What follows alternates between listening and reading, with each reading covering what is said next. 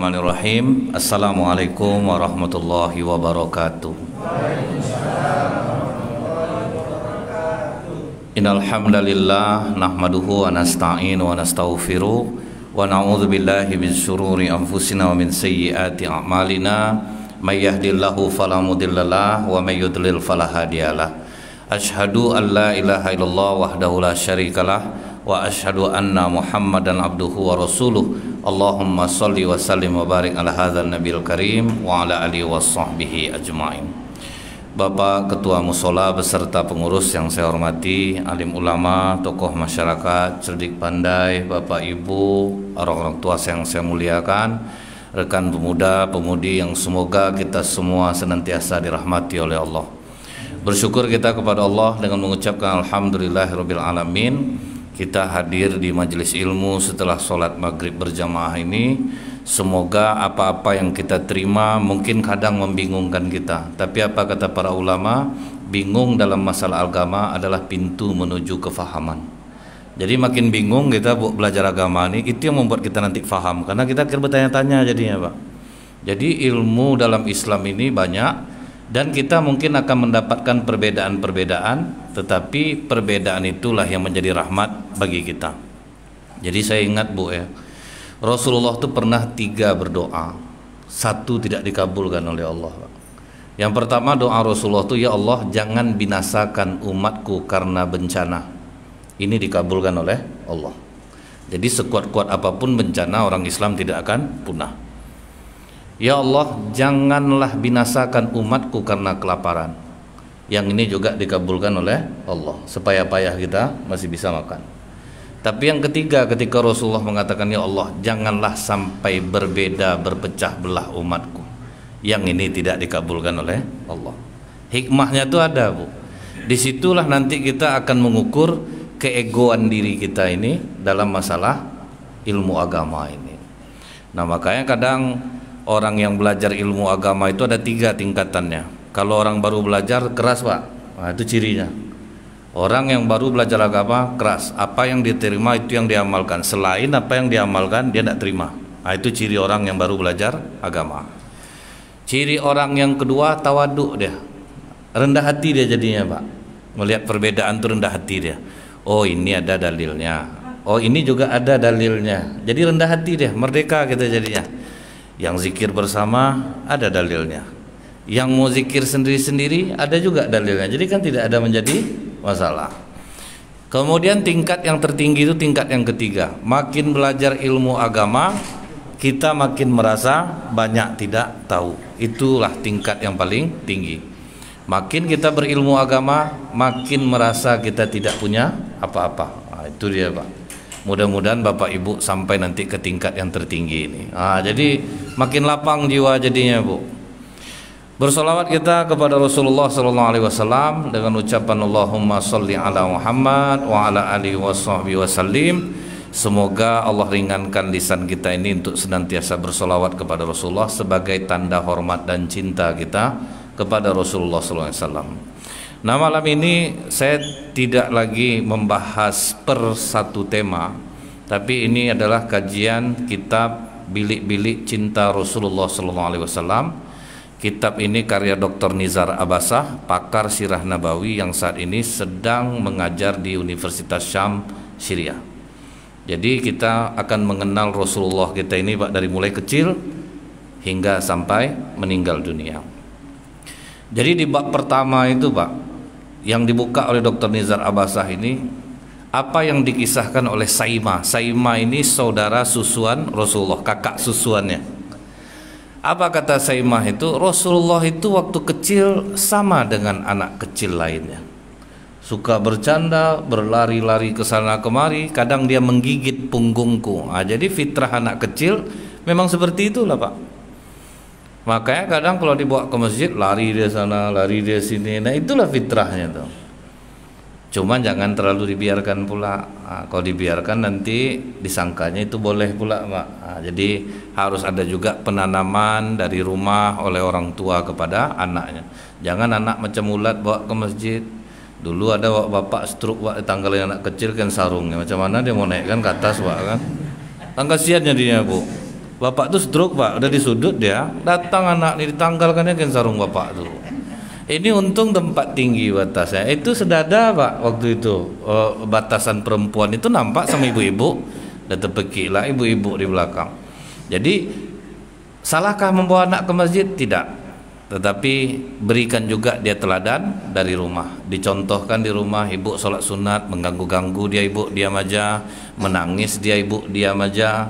Sampai nanti akhirnya dia paham, oh kalau begini gerakan ibu aku, percuma aku nangis. Jadi ketika dia nanti dibawa ke masjid pak, nampak dia orang gerakannya seperti itu, dia diam. Dia tidak mau lagi ganggu. Nah ini bertahap. Maka dalam Islam ini boleh menggendong anak kecil sedang sholat. Nah, digendong dia boleh. Janganlah sampai heranlah kita. Boleh memeluknya, menggendongnya, bahkan mau dipanjat-panjatnya bahu kita pun biarin aja. Nah, jangan sampai dia dimarahin. Jadi kemudian Rasulullah ini bu, sewaktu tinggal di rumah ibu susuannya Halimah tu Sa'diyah, sewaktu beliau tinggal di rumah Halimah tu Sa'diyah ini, banyak berkah yang diterima oleh Halimah tu Sa'diyah. Jadi kalau kita urut lagi ke belakang bu, yang mau menyusukan Rasulullah itu kan tidak ada awalnya pak. Kebiasaan masyarakat Arab itu bu, menyusukan bayi itu dengan ibu susuan. Jadi selain memperbanyak saudara, kemudian supaya terselamatkan dari pergaulan buruk, makanya yang menyusukan ini dicarilah ibu-ibu yang terbaik akhlaknya. Karena kalau ibu yang baik akhlaknya, turun insya Allah kepada anaknya melalui air susunya itu. Dan terbukti secara ilmiah kecerdasan anak turun dari ibu. Jadi bapak udah boleh nyalahkan ibu pak, kalau anak bapak bodoh. Nah, jadi udah boleh. Jadi maksudnya itu apa bu? Karena hubungan batin antara ibu dan anak itu terjalin lewat air susu.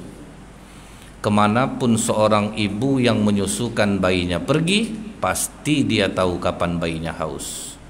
Dikasih Allah alarm, mengeras dada ibu ini, keluar airnya, langsung ibu itu tahu, oh anak aku haus di rumah. Betul atau tidak bu? Nah itulah dahsyatnya pak ya, hubungan batin antara ibu dan anak. Bahkan apabila seorang ibu yang menyusukan bayinya itu perasaannya sedang tidak enak, maka air susunya akan mengandung racun. Itu banyak orang mengatakan pak, anaknya sedang menyusu membiru gitu bu, anak saya kena palasi, anak saya kena palasi. Padahal bukan kena palasi. Perasaan ibu itu sedang tidak enak, tak ada masalah sama suami. Makanya kalau ada anak menantu ibu yang sedang menyusui, pesankanlah kalau mau berantem sama saya, tunggu ntar ya bang ya, aku susukan anak ini dulu, habis ini kelahi betul lah kita balik. Mungkin boleh gitu. Kalau enggak bahaya pak, beracun air susu itu jadinya bu. Nah makanya orang-orang Arab itu bu, dia suka mencari ibu-ibu yang berakhlak baik untuk menyusukan anaknya. Makanya sejahiliyah orang jahiliyah bu ya, mereka masih berakhlak baik karena dulunya dia disusukan oleh orang-orang baik. Sejak orang jahiliyah takut sama Allah pak, lebih parah sekarang ini lagi sama Allah orang tidak takut. Di zaman jahiliyah itu bu, mereka tuh masih takut sama Allah, cuman menyembahnya lewat berhala. Apa akhlak orang Arab yang perlu kita tiru bu? Malu tidak membayar hutang, itu sifat baik orang jahiliyah nih. Sampai kalau orang tuh berutang jaminannya ngeri-ngeri bu, tidak bayar 2 minggu aku bakar rumah aku. Nah, itu yang orang jahiliyah itu maksudnya pak, tidak seimbang jaminannya itu. Jaminannya ngeri-ngeri, saya penggal kepala anak saya kalau saya dalam 2 bulan tidak bisa bayar utang. Mereka malu tidak bayar utang. Kalau kita malah pak, bagak pula orang yang berutang lagi pak, sama yang punya uang. Azab kenapa uang segitu pun kau tagih-tagih juga, emas kau besar, tidak sadar kau nih. Heranlah kita, siapa yang berutang sebetulnya. Takutlah orang yang punya uang jadinya bu. Nah jadi itu akhlak orang jahiliyah baik, salah satunya dikarenakan yang menyusukan mereka orang-orang baik. Berkah yang diterima oleh Halimah pertama kali apa bu? Ketika Halimah, sebetulnya kan Halimah itu Sa'diyah ini keberatan pak, cuman tidak ada pilihan lain bu, cuman tinggal 1 bayi, cuman Rasulullah tinggal. Begitu dia tahu Rasulullah yatim, Halimah itu Sa'diyah sempat mundur. Cuman karena dia pergi dalam keadaan miskin, pulang miskin pula lagi bu, tentu tambah banyak pengeluaran pak. Maka dia berunding sama suaminya, bang kasihan kita nengok anak yatim tuh bang ya, Tidak ada yang menyusukannya. Datang suami bilang, lebih kasihan lah nasib kita lagi. Udah pergi miskin ini tambah miskin lagi ya. Jadi kayak mana menurut abang? Udahlah susukan aja lah anak tuh walaupun dia yatim. Mudah-mudahan dapat rezeki dari cara lain kita nanti dengan menyusukan anak itu.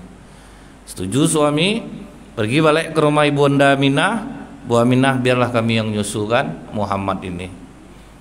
Tapi upahnya kecil. Tidak apa-apalah Bu Aminah. Biarlah kami susukan dia. Apa pengakuan Halimatus Sa'diyah? Begitu aku menggendong Rasulullah kecil dan menyandarkan ke dadaku, terasa airku, susuku yang kering mengalir deras. Itu keajaiban pertama. Belum makan lagi Pak, air susu nih Bu ya, penuh dia rasanya. Aku susukan anakku yang kecil yang menangis-nangis di jalan sampai kenyang dan tertidur. Aku susukan pula Muhammad sampai kenyang dan tertidur pula. Begitu aku keluar, dapat berkah yang kedua. Ontaku itu sudah tua dan tidak lagi mengeluarkan susu, tapi tiba-tiba penuh kantong susunya. Keledaiku yang lemah menjadi gagah perkasa. Melihat kejadian itu apa kata Halimah? Kalau macam ini keajaibannya bang, tidak dibayar pun tidak apa nih. Nah, baru yakin. Makanya kita beramal tuh sampai kita yakin dapat kita keajaiban. Jangan tinggalkan lagi habis itu. Terserahlah orang mau berbeda soal apa, asal sholat subuh masih 2 rakaat, zuhur 4 rakaat, dia adalah Pak. Diam aja lah lagi. Jangan sampai gara-gara yang furu, yang masalah cabang kita berpecah. Nah jadi keajaiban yang dirasakan Halimah ini, nah itulah yang membuat dia yakin, rupanya dahsyat menyantuni anak yatim ini. Apakah kalau hanya Halimah merasakan keajaiban itu? Tidak. Apa kata Rasulullah SAW? Siapa yang ingin dipenuhi hajat hidupnya, dilembutkan hatinya, usap kepala anak yatim. Beri dia makan dari apa yang kalian makan, maka Allah akan memenuhi hajat hidup kalian dan melembutkan hati kalian. Jadi tinggal jalankan aja kok Pak. Rasulullah udah ngomong itu ya jalankan aja, tidak perlu kita tuntut, kita tunggu pula Allah memenuhi hajat kita. Pokoknya dipenuhi Allah. Tenang aja lah lagi. Tunaikan aja lah. Cari ada anak yatim yang soleh dan soleha, kasih mereka. Jangan dikasih anak yatim yang tidak soleh. Kalau anak yatim tidak soleh itu masyarakat aja lah ngasih ramai-ramai Pak. Tapi kalau untuk amalan pribadi, cari anak yatim yang soleh dan soleha. Nanti kasih duit belikannya chip game nanti Pak. Apa Bapak yang dapat? Dia main game tiap hari kerjanya Bu kan. Nah setelah itu, begitu sampai di tempat Halimah di Bani Sa'ad, umur 4 tahun Pak, Rasulullah itu sedang main sama kawan-kawannya. Tiba-tiba berteriaklah kawan-kawannya, Muhammad dibunuh, Bu Halimah, Muhammad dibunuh. Berlarilah Halimah Bu. Cuman kecepatan malaikat mengerjakan itu tinggi Bu. Jadi seolah-olah waktu itu berjalan lama Pak. Kalau diukur ilmu fisika Pak, kecepatan malaikat itu 3.800 mil per detik. Itu ukuran kalau dalam ilmu fisika Bu. Makanya kalau jin bisa sholat di sini, bisa sholat di Mekah dalam satu waktu. Ini gitu ya Pak ya. Jadi apa yang dilakukan oleh malaikat Jibril kepada Rasulullah? Dibelah dadanya, diambil jantungnya. Kemudian kata malaikat Jibril, inilah bagian iblis yang ada di dalam dirimu. Makanya hati-hati kita menjaga jantung kita ini Pak. Orang kan mengatakan hati. Hati dalam hadis itu, qab itu adalah jantung. Kenapa saya katakan jantung itu Pak? Ketika kita berambisi terhadap sesuatu hal, yang bergetar adalah jantung kita. Ketika kita dimarahi orang yang tidak enak, jantung kita. Ketika kita terkecil hati, jantung kita. Pokoknya segala yang tidak enak pasti jantung yang merasakan. Makanya jantung itulah yang dicuci oleh malaikat Jibril. Ini bagian iblis yang ada dalam hati. Maka ketika perasaan kita tidak enak, sebetulnya jantung kita itu Pak yang tidak enak itu. Lain rasa di jantung kita ini. Nah, salah satu yang mengakibatkan jantung kita sakit itu rasa cinta dunia yang sangat tinggi, ambisi Pak. Makanya saya pernah nengok lurah mati mendadak dimutasi. dimutasi, dia tidak sanggup jantungnya Pak, mati dia langsung. Nah, karena terlalu berambisi terhadap dunia. Kita ingat Bu, Khalid bin Walid, panglima perang, tiba kalau sekarang panglima ABRI itu Bu, tiba-tiba dipecat oleh Umar bin Khattab Pak, langsung jadi kopral, prajurit, panglima jadi prajurit Pak, tapi tetap gagah berani berjuang. Datang sahabat, tidak terkecil hati kau dari panglima diturunkan menjadi prajurit. Kata Khalid, kita ini kan berjuang untuk Allah, bukan untuk Umar. Itu yang enak tuh Bu. Jadi lapang hati kita Pak, dapat jabatan alhamdulillah, tidak dapat berarti itulah yang terbaik dari Allah. Ada anggota dewan Bu ya, itu salut saya karena dia rajin pengajian mungkin Bu. Dia memang asal pengajian selalu hadir. Saya perhatikan ya Pak ya, di tempat itu tuh lah Bu ya. Tiap saya pengajian ataupun ustaz-ustaz lain pengajian pasti dia hadir Pak. Hadir terus anggota dewan satu tuh. Nah, waktu pemilihan memang tidak bisa dipungkiri, masyarakat kita ini tidak bisa dikasih mulut aja Pak. Selain dikunjungi, duit dikasih juga, hadiah dikasih juga, dan itu wajar-wajar aja. Jadi mungkin dia habis 1 M lebih lah waktu itu. Tidak taunya ada yang berkhianat Bu. Di antara tim sukses tuh Pak, ada yang berkhianat. Suara dia secara pribadi full untuk duduk, tetapi tidak mencukupi. Entah apa bagaimana ceritanya saya tidak tahu lah Pak. Dan akhirnya dia tidak terpilih Bu. Jadi saya tanya, gimana perasaan Bapak? Allah ini kan maha sayang Ustaz, seperti kajian-kajian kita dengar. Mana tahu duduk saya di penjara saya nanti habis ini. Itu katanya Bu, pasti ada hikmah di balik ini Ustaz. Nah itu tuh yang hebat tuh Pak, jadi tidak kena jantung. Jadi kalau bisa kita jaga jantung kita nih Bu, aman-aman aja. Dapat bantuan langsung tunai alhamdulillah, tidak dapat biasa aja. Jangan Pak RW Bu kejar-kejar tiap waktu. Dia pemilih dia aja yang dicarinya. Lain nih Pak RW ini. Padahal Pak RW itu kadang tidak tahu Bu, data itu nasional, azab lah RW RT kena.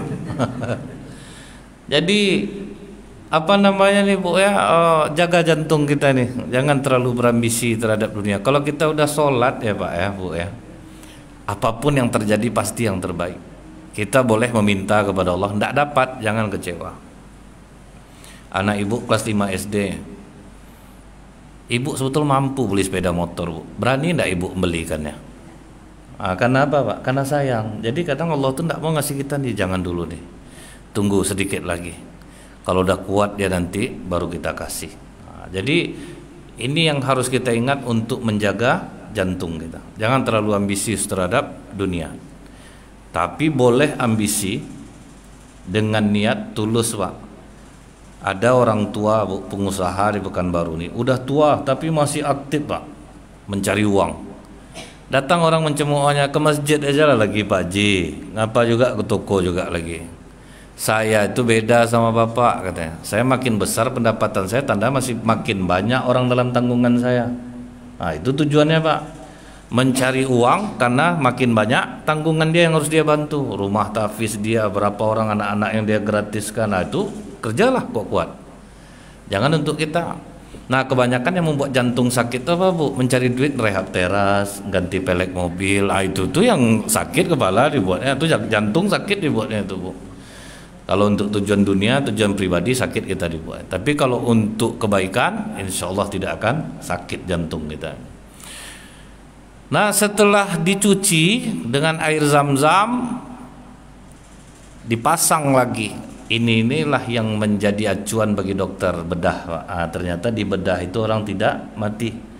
Cuman ngangkat jantung masang balik, belum ada satu dokter jantung pun yang berani lagi Pak. Diangkat, cuci, masuk balik. Saraf jantung tuh halus Bu. Jadi kalau untuk yang itu tuh belum ada yang berani. Itu masih teknologi Allah. Kemudian habis itu bukan dimsim salabim Pak, dijahit. Nah makanya dokter Bu tetap mengakui kalau dijahit itu lebih bagus daripada dilem Pak kan. Orang yang habis operasi sesar dilem 6 tahun kadang balik Pak, infeksi dia. Tapi Allahu a'lam kalau sekarang. Nah setelah itu Bapak Ibu, begitu Rasulullah ini berumur 5 tahun, Halimah tuh Sa'diyah mengembalikan kepada ibunya karena ada rasa takut. Sampai kata Halimah, Ummu Aiman pengasuh Rasulullah, tolong dijaga Muhammad nih baik-baik, kami ketakutan, kata kawan-kawannya dia mau dibunuh orang. Cuman anehnya setelah kejadian itu wajahnya makin berbinar-binar. Artinya apa, Bu? Orang yang jantungnya ini terjaga, ambisinya terjaga, maka insya Allah wajahnya akan bagus, kulitnya akan bagus. Nah, saya ngomong sama dokter kulit, dok, yang membuat kulit kena nih apa, dok? Stres, Ustaz. Kalau orang stres, yang kena duluan adalah kulit.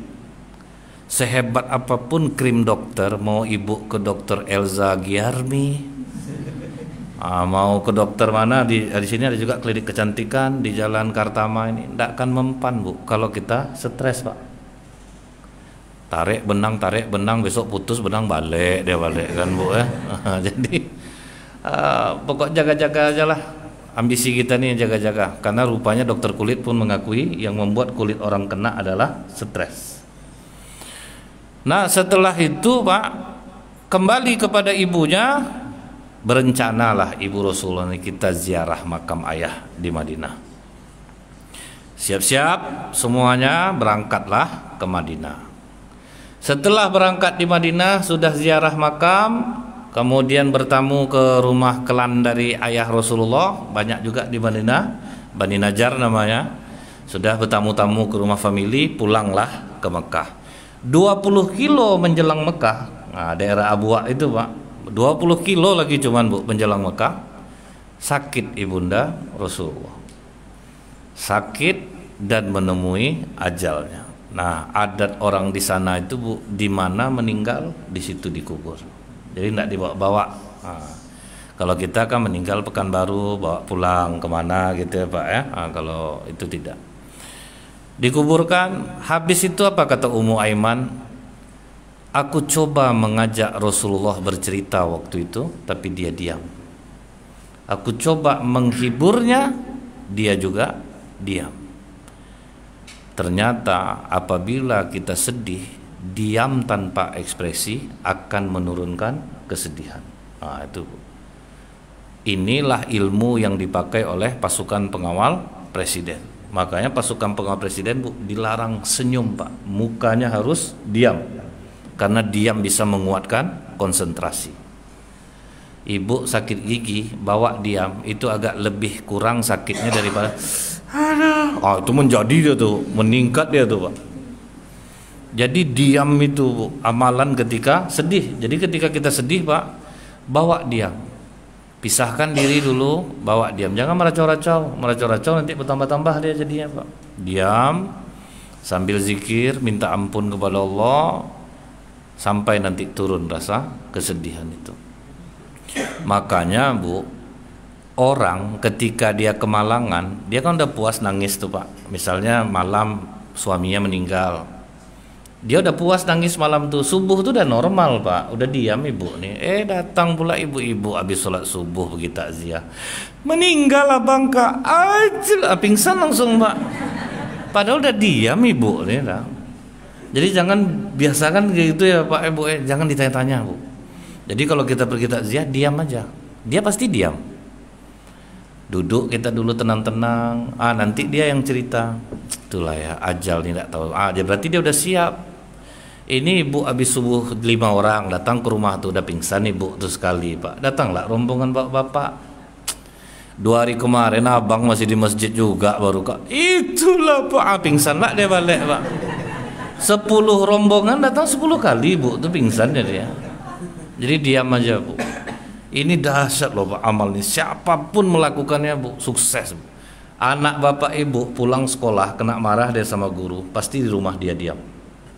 Kapan dia nangis? Kalau bapak tanya, ngapa pula temenong nih kena marah lah di sekolah, baru dia nangis, Pak. Orang tidak ada salah dituduhnya, baru dia nangis. Coba diam aja, pasti dia diam. Jadi, Bu, ya, saya cukup jeli juga. Saya tengok anak saya cemberut pulang, saya diam, Pak. Di mobil tuh saya diam aja, tidak mau saya tanya, Bu. Nanti udah lama, Bu, ya, baru dia cerita. Orang tidak ada salah dimarahkan sama ustazah tadi, Pak. Dia gimana ceritanya? Saya robahlah intonasi saya, Pak. Akhirnya dia cerita dengan tenang, tanpa tangisan. Tapi coba, ngapa nak? Ngapa? Itu ada menjadi dia, Bu. Nah, jadi kita bawa juga diam, Pak. Nah, kita udah tahu nih. Nah, dan ini, Bu, dipraktekkan, insya Allah berhasil. Sedikit apa yang diberikan Rasulullah itu, Pak, tidak kata-kata, tetapi dampaknya besar. Begitu sampai di Mekah, Abdul Muthalib pun tidak bertanya, Pak, langsung aja digendongnya cucunya, digendongnya, dipeluknya, dibawanya pulang. Diberikannya kasih sayang yang sejadi-jadinya kepada cucunya ini, Bu. Betul-betul full kasih sayang. Nah, terbukti kita tuh bukan tidak boleh marah, Pak. Nah, karena marah orang tua kepada anak itu pasti bukan karena benci. Nah, dan anak pun tahu itu. Berkat kasih sayang yang besar inilah, Bu, Rasulullah itu menjadi cepat bisa melupakan kesedihannya. Kalau kita marah-marah, ngomel-ngomel terus, memang ada juga betulnya, Bu. Ada orang beruntung punya orang tua cerewet. Untuk jenis anak yang berbeda bisa. Kita punya anak beberapa orang, Pak, masing-masing beda cara menghadapinya. Betul enggak, Pak? Enggak bisa sama. Itulah seni punya anak, tuh, menghadapi anak ini gini, ini bisa gak dikeraskan. Kalau ini enggak, kan tahu kita jadinya, Bu, ya. Maka enggak bisa satu full kasih sayang, maksudnya itu bukan berarti tanpa marah. Ada masanya kita marah, ada masanya kita lembut. Cuman kalau orang mengajar anak dengan full kasih sayang, dia akan berusaha mencari jalan bagaimana supaya anak ini paham dengan metode yang berbeda-beda. Kita ambil sekarang, Bu, Finlandia menjadi pusat pendidikan nomor 1 di dunia. Sebabnya apa, Bu? Mereka mendidik anak murid harus sesuai dengan apa yang murid suka. Jadi misal mau ngajar matematik, anak ini suka main-main, lari-lari, sambil lari-lari itu diajar, Pak. Jadi guru dikasih kebebasan, silahkan ajar murid kalian, carilah metodenya sendiri. Jadi bebas guru tuh, Bu, mau sambil manjat pohon anak itu enggak peduli dia, Pak, diajarnya. Dan nanti begitu dia tamat SD, dia tidak ada ranking, Bu, tidak ada ujian nasional, tidak ada, Pak. Dan guru tidak boleh memberikan anak didiknya PR, nggak boleh sama sekali. Begitu dia SMA, dimasukkan dia ke sekolah yang menjadi bidang dia. Itu yang membuat berhasil tuh, Pak. Dimasukkan ke sekolah yang bidang dia, itu membuat dia berhasil. Kalau kita di Indonesia ini, Bu, anak tidak pandai matematik, dileskan, tambah hancur hidupnya, Pak. Dia tidak ngerti. Ada anak yang gila di TV itu, Bu, sampai ditanya nama kamu siapa, nak? 8. Kan gara-gara itu, Pak, dipaksa matematik, sementara kelebihannya bukan di matematik. Samalah macam Bapak, ada yang bersuara bagus, bisa azan, bisa imam. Kalau yang enggak, mau latihan bagaimanapun tetap buruk suara itu, Pak. Mau Bapak latihan gimana? Itu kan talent, Allah yang ngasih. Jadi ada orang dikasih Allah suaranya memang bagus, ada yang enggak, ya jangan jadi apa, Pak, jangan azan gitu. Ini suara jelek, Bu, dibantainya azan di musola ini, berdosa orang di rumah dengarnya, Pak. Siapa yang azan tuh? Macam Serinai suaranya azan juga, malas orang ke masjid nanti, Pak. Jadi yang bersuara bagus silahkan azan, silahkan jadi imam. Sudah ada kelebihan kita masing-masing. Di antara ibu-ibu aja lah, Bu, bumbu sama, tapi pasti ada yang jago bikin rendang, ada yang enggak. Padahal bumbunya sama nih, sama-sama bikin nasi goreng, bumbunya sama, Pak, rasanya tetap berbeda. Itulah yang talent tuh, Bu. Masing-masing kita sudah ada.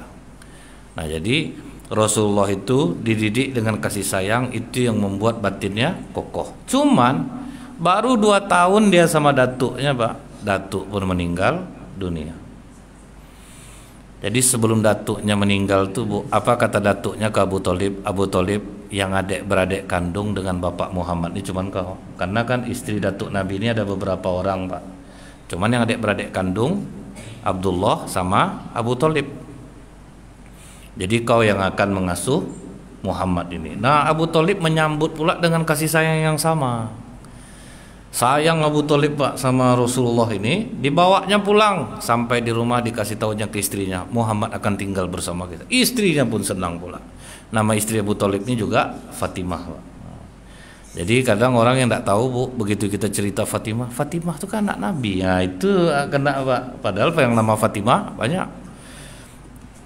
Dia pun diberikan kasih sayang yang penuh oleh Abu Thalib dan Fatimah. Cuman anak Abu Thalib ini kan kecil-kecil Pak. Ja'far, Uqail, Thalib, Ali, Fatikah. Jadi memang kecil-kecil.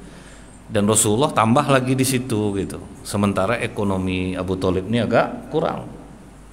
Nah Rasulullah waktu umur 8 tahunan itu Bu, pas Abu Thalib mau pergi berdagang ke Syam, minta ikut dia Pak. Jadi dia sudah menemukan bakat dia itu dari umur 8 tahun. Dia ingin ikut belajar dagang. Udah dilarang jangan lagi pergi, menangis-nangis Pak, tidak mau, pokoknya minta ikut. Sampai heran Abu Thalib, tidak biasanya Muhammad ini menangis seperti ini, tapi kok ini nangis betul, dia pengen ikut. Tidak tahan Abu Thalib, Fatimah siap-siapkan baju Muhammad, aku akan bawa dia ke Syam. Melihat wajahnya bahagia sepanjang jalan tuh, terobat hati Abu Thalib. Waduh, memang senang hatinya, dia jalan-jalan. Makanya kalau kita itu kalau udah bosan, jenuh, bawa jalan-jalan Pak. Rombongan musola Mutiara Islami, charter 1 bus, jalan 2 hari. Jamaah nih Pak diajak nyumbang mau, percayalah. Jadi kalau udah jenuh Bu ya, pengajian, sholat, wah kita jalan-jalan. Sekarang kan di Pekanbaru udah seperti itu tuh Pak. Saya kagetnya waktu itu diundang Bu. Ustadz kita ceramah di Payakumbuh. Kami mau menculik Ustadz. Memang menculik namanya tuh Pak. Tidak ada ngomong-ngomong, tahu-tahu ceramah di Payakumbuh Bu kan. Saya bilang minta maaf ya Pak Ji ya, saya tidak bisa. Ngapa tuh Pak Ji? Ini rombongan jamaah dari Masjid Muawanah, Jalan Tamrin. Kami pergi charter bus, jalan-jalan. Jadi perlu jalan-jalan tuh Pak ya. Kalau udah 2 bulan, sebulan nanti kan, jalan-jalan. Seru tuh. Bawa ayam masing-masing, kenakan ongkos, kan biasa aja tuh Pak, enak tuh. Nah jadi Bu ya, selama di perjalanan tuh Rasulullah ceria. Nah begitu sampai di Syam itu 3 bulan perjalanan Pak. Waktu itu 3 bulan perjalanan. Sampai di Syam, Abu Thalib disuruhnya karyawannya 2 orang jaga Muhammad ini. Tanpa disadari ada seorang rahib yang memperhatikan Pak. Diperhatikannya dari atas terus. Turun dia ke bawah. Nanti kalau datang yang jaga anak ini, yang membawa anak ini ke sini, suruh ke lantai 2. Saya nunggu di situ mau ngajak makan. Selesai Abu Thalib dagang, disampaikan oleh karyawannya. Tadi ada rahib Nasrani nyuruh katanya ajak Muhammad ini ke atas. Nah diajaklah ke atas Bu. Sampai di atas pertama berbincang rahib ini sama Abu Thalib. Siapa ayah anak ini? Kata Abu Thalib, saya. Tidak mungkin, karena dalam kitab kami anak ini ayahnya harusnya sudah mati. Nah di situ kaget Abu Thalib Bu. Dalam kitab kami anak ini seharusnya ayahnya sudah mati. Kau tahunya dari mana? Anak ini orang besar nih di akhir zaman ini. Karena sepanjang perjalanan tadi aku perhatikan ada awan yang selalu menyertainya. Kemudian setiap kali dia lewat, pepohonan menunduk, batu pun membengkok setelah dia lewat. Kau cepat bawa pulang anak ini. Kalau sempat orang Yahudi tahu, mereka sangat mengenal anak ini. Baru kata rahib ini ke Rasulullah, siapa namamu nak? Muhammad. Bolehkah aku melihat tanda di punggungmu? Boleh. Tengok tanda di punggungmu. Di segitu terkejut rahib ini Pak. Cepat bawa pulang anak ini. Karena nampak lambang cap kenabian Rasulullah. Apa lambang cap kenabian Rasulullah itu Bu? Seperti apel yang digigit. Itulah lambang iPhone tuh Pak. Jadi iPhone itu Bu sebetulnya mengambil lambang cap kenabian itu, sehingga mereka menjadi produk smartphone terbaik.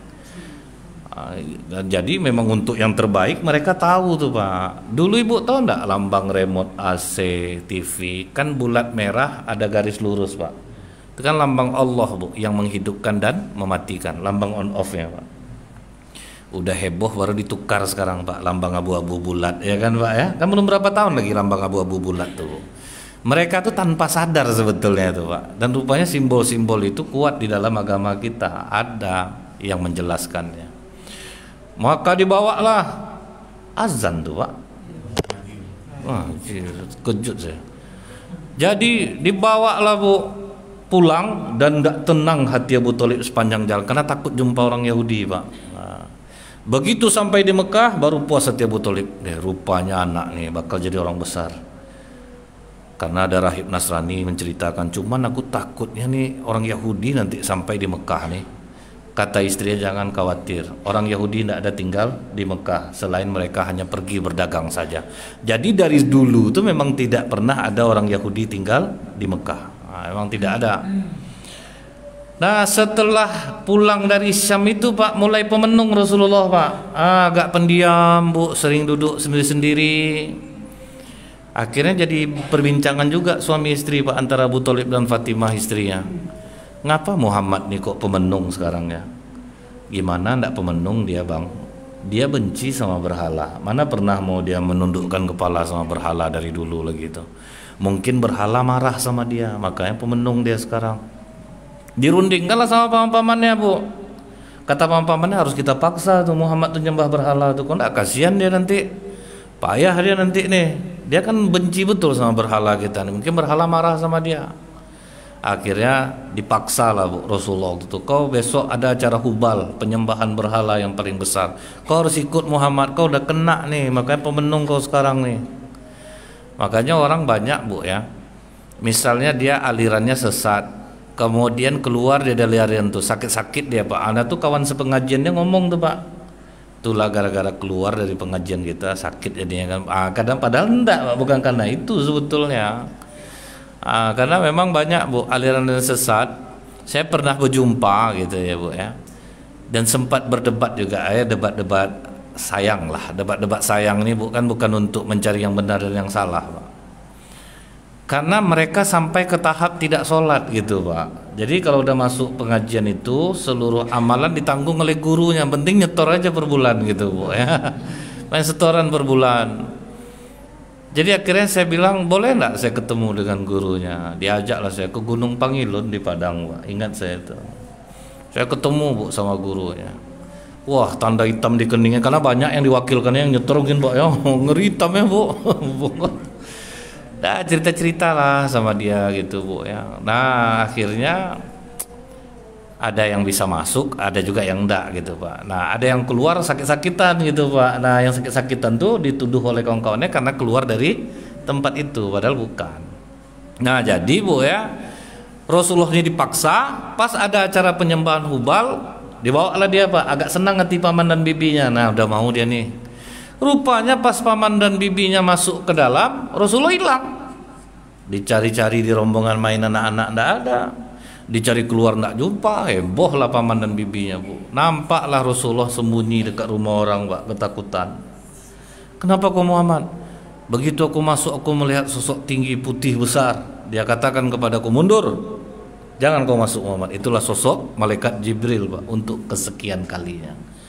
Akhirnya kata paman dan bibinya, nggak usahlah ganggu dia lagi, biar aja lah dia tuh, tidak usah kita ganggu, dia memang berbeda. Nah, dari sejak saat itu Bu, mulai tampak akhlak-akhlak mulia Rasulullah. Anak Abu Thalib ini banyak Pak, jadi kalau makan tuh berebut Bu. Nah, Rasulullah Pak sering tidak makan.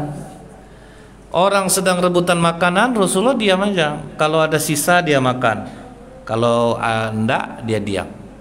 Maka kata Ummu Aiman, sering dia hanya minum air zam-zam untuk mengenyangkan perutnya. Nah, itu akhlak yang harus kita tiru juga Bu. Kadang soal makan nih Pak, bisa hilang harga diri dibuatnya. Saya ingat Bu, ibu-ibu pergi Barale, saya nengok tuh Pak, bukan karena kepo gitu Bu, nengok. Rupanya satu yang di depan tuh Bu ngetes rendang. Enak, langsung diginikannya ke belakang Bu. Rupanya udah ada stok aqua gelas tuh Pak yang udah kosong. Habis rendang orang tuh Bu, masuk 2 potong sana, masuk dalam tas Pak. Saya perhatikan berapalah harga rendang sepotong gitu ya Pak ya, sampai harga diri pun kena jadinya Bu. Dan dulu Pak Herman Abdullah kalau ada acara menjelang Ramadan, wali kota lama, itu kan ustadz-ustadz diundang tuh Pak. Nah, pas masalah makan tuh memang hilang ustadznya Pak, enggak ada. Jadi kan sebelum makan tuh Bu, kan ada kawan yang ceramah dulu. Itu selama kawan ceramah tuh Pak, menyanyah aja kerja Pak, lapar nih menyanyah juga ada lagi. Nah, sampai gitu loh Pak. Pas makan tuh Bu, berebut juga. Nah akhirnya saya mencobalah mengamalkan ini. Waktu saya ceramah di Arya Duta, habis makan saya suruh karyawannya makan dulu Pak, makan. Pas giliran saya tinggal bawang bombay Pak, itu lah temenung saya Bu. Menyesal saya Pak, sejak saat itu saya nak mau lagi basa-basi Bu. Memang susah ternyata Pak mengamalkan yang sedikit itu saja, masalah makan aja udah sulit kita Bu. Akhirnya Abu Thalib tahu Pak, begitu Abu Thalib ini berbunyi enggak Pak alarmnya? Udah. Jadi apa kata Abu Thalib? Mulai hari ini sebelum Muhammad makan, jangan coba-coba kalian makan.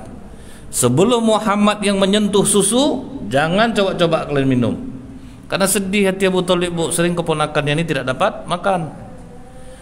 Tapi ketika Rasulullah yang makan duluan, terjadi lagi keajaiban Pak. Makanan sedikit menjadi banyak. Pokoknya kenyang semua Pak, berlebih-lebih lauk tuh. Kalau Rasulullah udah minum susu Bu, susu yang segelas tuh Pak, puas semuanya minum. Sejak saat itu tunggu aja Muhammad makan dulu. Nah, baru nunggu Pak. Baru mau nunggu dia Bu. Umur Rasulullah lebih kurang 14 tahun.